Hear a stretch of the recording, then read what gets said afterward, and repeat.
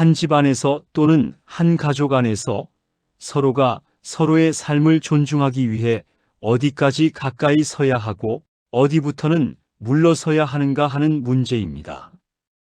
우리는 부모로 살아왔습니다. 부모라는 자리는 늘 내어주는 자리였습니다. 내가 배고프더라도 자녀는 먹여야 했고, 내가 힘들더라도 아이는 재워야 했고, 내가 억울하더라도 아이는 보호해야 했습니다.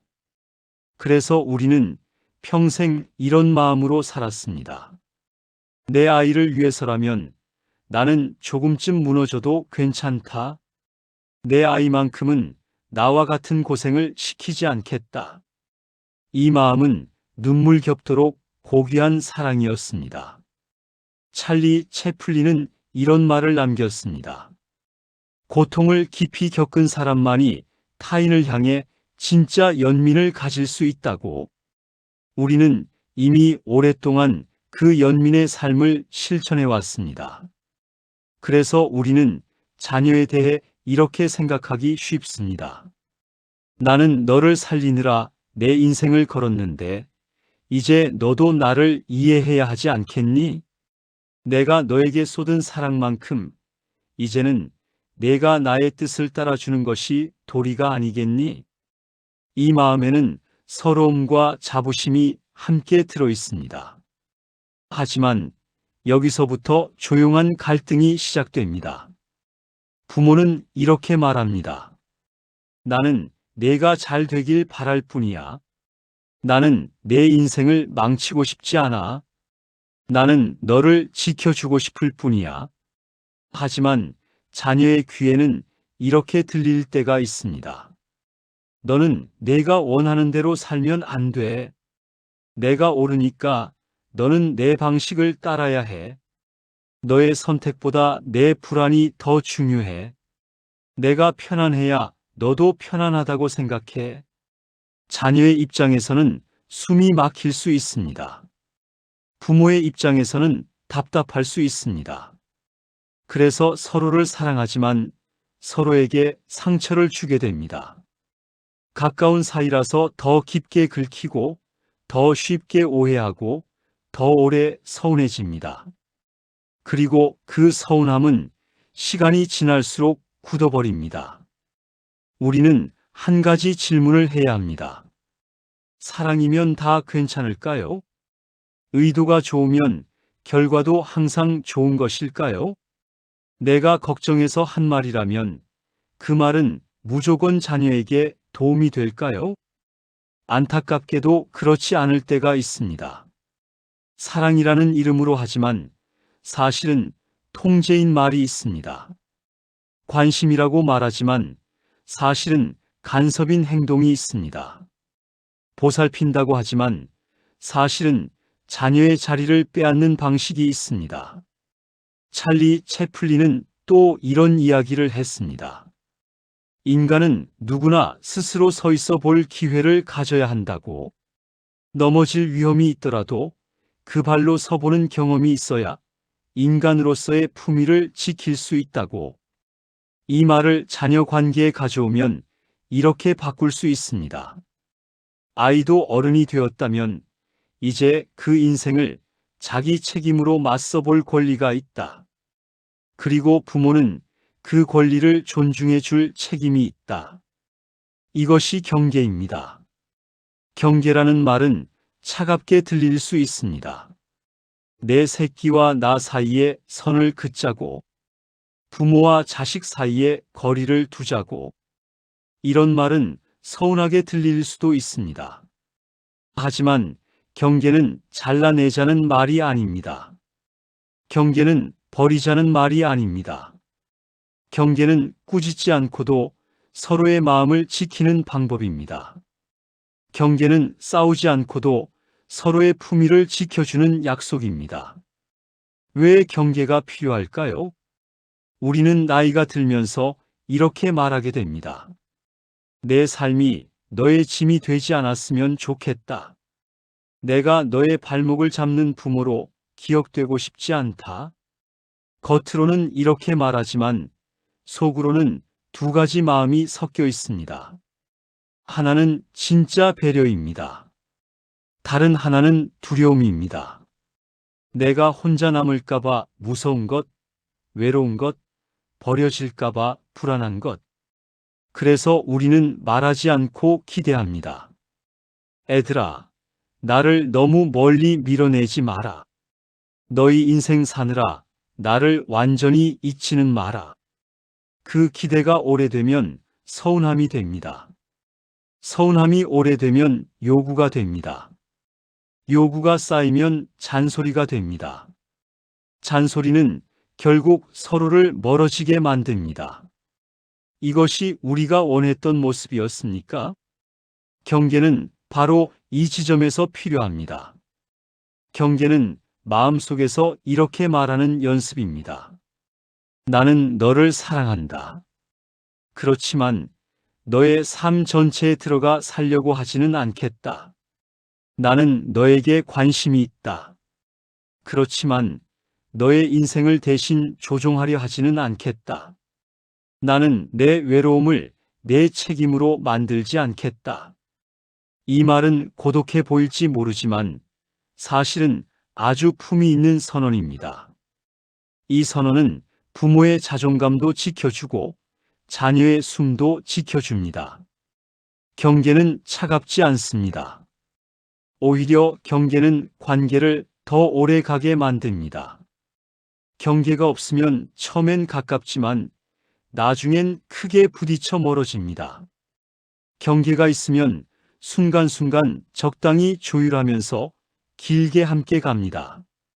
그렇다면 구체적으로 우리는 자녀와 어떤 경계를 세워야 할까요? 몇 가지 중요한 원칙을 나누고 싶습니다. 첫째, 도움과 간섭을 구별해야 합니다. 부모는 돕고 싶습니다. 그러나 자녀는 간섭으로 느낍니다. 왜 이런 차이가 생길까요? 부모는 결과를 보고 말합니다. 이렇게 해야 내가 덜 다친다. 이렇게 해야 실패를 줄인다. 반면 자녀는 선택권을 보고 듣습니다. 지금 나한테 결정권이 있나? 내 인생의 운전대를 내가 쥐고 있나? 도움은 묻고 시작합니다. 뭐가 제일 힘들어 보이는데 내가 뭘 도와주면 좋겠어? 간섭은 알지도 못하면서 단정으로 들어갑니다. 그건 틀렸어. 내가 시키는 대로 해. 너 그 사람 만나지 마. 그 직장은 가지 마. 도움은 상대의 자리를 지켜주고 간섭은 상대의 자리를 빼앗습니다. 우리는 어느 쪽으로 말하고 있습니까? 둘째, 내 감정을 자녀의 의무로 넘기지 않는 것입니다. 어떤 부모는 이렇게 말합니다. 너희가 전화를 안 하니까 내가 얼마나 외로운 줄 아니?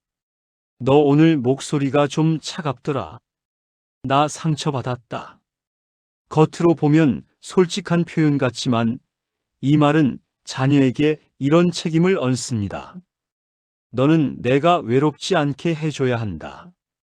너는 항상 나를 안심시켜 줘야 한다. 이 책임은 결국 자녀를 지치게 합니다. 사랑은 서로 연결을 주지만 죄책감은 연결을 끊습니다. 부담은 오래가지 못합니다. 오래가는 것은 존중입니다. 셋째, 조언을 줄일수록 관계는 오래갑니다. 이 말은 의외로 들릴 수 있습니다. 우리는 이렇게 배웠습니다. 부모는 조언하는 사람이다. 부모는 삶의 길을 알려주는 사람이다. 물론 그 역할은 귀합니다. 하지만 자녀가 이미 자기 가정을 이루었거나 스스로 벌고 결정하는 나이가 되었다면 조언은 줄이고 질문을 늘리는 것이 좋습니다. 왜냐하면 조언은 들으면 들을수록 사람을 아이로 돌려놓고 질문은 들으면 들을수록 사람을 어른으로 대하기 때문입니다. 조언은 이렇게 말합니다. 그건 아닌데 내가 말해줄게. 질문은 이렇게 말합니다. 너는 그 상황을 어떻게 보고 있니? 내 생각은 어디에 있니? 이 차이는 관계의 품격을 바꿉니다. 질문을 받은 사람은 존중받는다고 느낍니다. 존중은 관계를 다시 찾게 만듭니다. 존중은 다시 돌아오게 만듭니다. 넷째, 내 삶을 나에게 다시 돌려줘야 합니다. 많은 부모님들은 이런 시기를 맞습니다. 아이들 챙기느라 바쁘게 살던 시간이 지나가고 이제는 갑자기 조용해진 시간 속에 앉게 됩니다. 그때 마음속에서 이런 소리가 올라옵니다. 이제 나는 뭐하지? 나는 이제 누구지? 예전에는 엄마라는 이름, 아버지라는 이름으로 불릴 때 나의 자리가 분명했습니다. 이제 그 이름 하나로는 내가 다 설명되지 않는다는 것을 알게 됩니다. 그래서 어떤 분은 자녀의 삶에 더 깊이 들어가려고 합니다. 자녀의 문제를 하나라도 더 맡고 싶어집니다. 자녀의 삶 속에서라도 다시 중요한 존재가 되고 싶어집니다. 하지만 이 방식은 위험합니다. 그 순간부터 자녀의 삶과 부모의 마음이 얽혀버리고 갈등이 생기면 둘 다 크게 다칩니다. 이제는 다른 방향이 필요합니다. 내 삶을 다시 내게 돌리는 것. 나는 무엇을 좋아하는가? 나는 어떤 사람들과 있으면 편안한가? 나는 무엇을 배우고 싶은가? 나는 어떤 하루를 살면 후회 없이 잠들 수 있는가? 이 질문에 답하는 순간 자녀에게서 뺏어오려 했던 의미를 나 스스로 다시 가지게 됩니다. 그리고 그때부터 관계는 훨씬 더 평화로워집니다. 왜냐하면 나는 더 이상 자녀에게 매달릴 이유가 줄어들기 때문입니다. 다섯째, 선을 긋는 말은 이별의 말이 아니라 존중의 말이라는 것을 기억해야 합니다. 내 집에 올 때는 미리 말해줘. 잠깐 시간을 갖고 차분히 얘기하자. 그 말투로는 나는 대화를 이어가기 어렵다. 이런 말들은 차갑게 들릴 수 있습니다. 그러나 이것은 밀어내는 말이 아니라 관계를 안전하게 지키기 위한 최소한의 안내선입니다. 이 안내선이 없으면 결국 감정이 폭발하고 폭발한 뒤에는 다시 붙기가 더 어려워집니다. 선을 긋는다는 것은 우리 사이에 금을 그어 절교하자는 말이 아닙니다. 선을 긋는다는 것은 서로가 다치지 않고 만날 수 있는 위치를 찾자는 제안입니다. 우리는 마지막에 어떤 부모로 남고 싶습니까? 자녀에게 이런 존재로 남고 싶지 않습니까? 함께 있으면 편안한 사람, 부담은 없지만 마음은 기댈 수 있는 사람, 잔소리는 하지 않지만 조용히 옆에서 나를 사람으로 대해주는 사람, 이런 부모는 나이가 들수록 더 큰 존재가 됩니다. 이런 부모는 잊히지 않습니다. 이것이 바로 존중의 힘입니다. 찰리 채플린은 말했습니다. 인생은 가까이서 보면 비극이지만 멀리서 보면 희극이 될 수도 있다. 이 말은 가볍게 들리지만 사실 삶 전체에 대한 통찰입니다. 우리는 너무 가까운 자리에서 자녀를 보려고 했습니다. 그래서 모든 게 불안하고 모든 게 아쉽고 모든 게 답답했습니다. 이제는 반 걸음만 물러서 볼 때입니다. 내 자식을 하나의 완성되지 않은 인생으로, 나와는 독립된 또 하나의 인간으로 바라볼 때입니다. 그 순간 부모의 마음은 조금은 편안해지고 자녀의 마음은 조금은 덜 막히게 됩니다. 그리고 그 거리 속에서 비로소 서로의 존중이 자랍니다. 이제 조용히 마음속으로 자신의 자리에서 말해봅니다. 나는 너를 사랑한다. 하지만 나는 너의 인생을 사지 않겠다. 너도 나를 사랑하겠지. 하지만 너는 너의 인생을 살아라. 우리는 각자의 자리를 지키면서도 서로의 등을 떠받칠 수 있다. 이것이 경계입니다. 이것이 존중입니다. 이것이 우리가 남은 시간 동안 지켜가야 할 관계의 품격입니다.